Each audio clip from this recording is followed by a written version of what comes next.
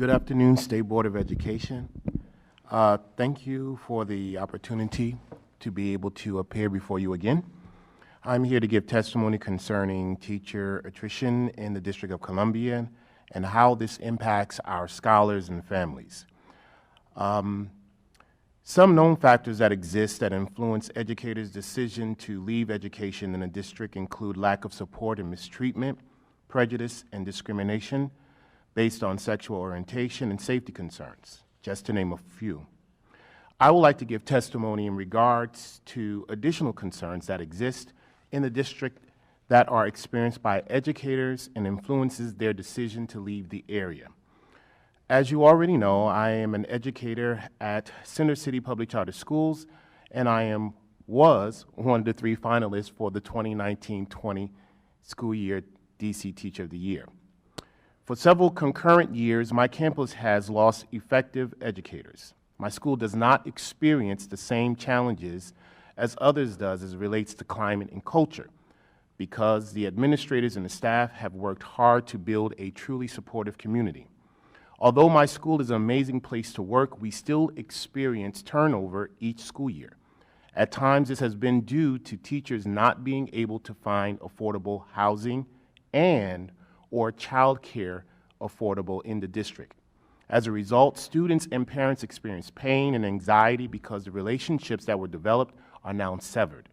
And dedicated staff members who are often left with little to no choice but to leave are devastated as well because they desire to stay in the community but cannot afford to do such.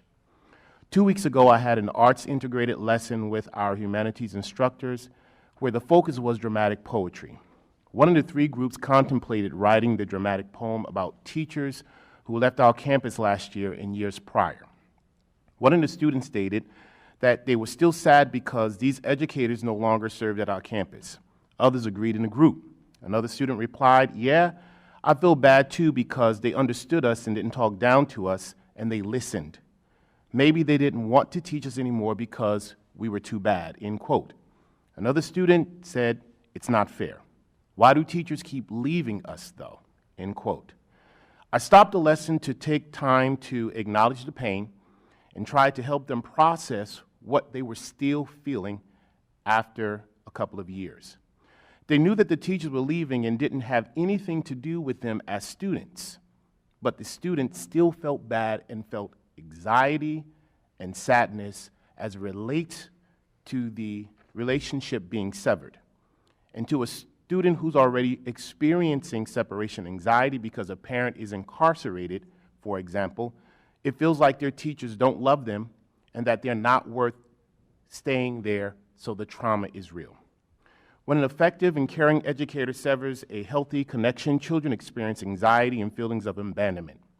They also may be losing a content expert who has given them high-quality education and support. Parents also feel helpless. No parent desires to see their child in pain and not being able to remedy the situation. The stability of the community becomes broken. A great gulf remains that for some is never repaired, and for others, it builds distrust and hesitance to form intimate bonds that can assist children in their achievement in the classroom. Anything that affects a child's social, mental, and emotional well-being in a negative manner is a crisis.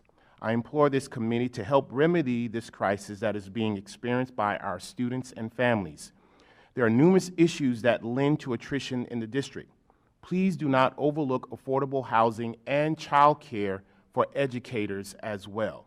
A viable plan of action and execution must take place post-haste if we are going to build better schools and communities in the district as we minimize trauma to our students and their families because of attrition. Thank you.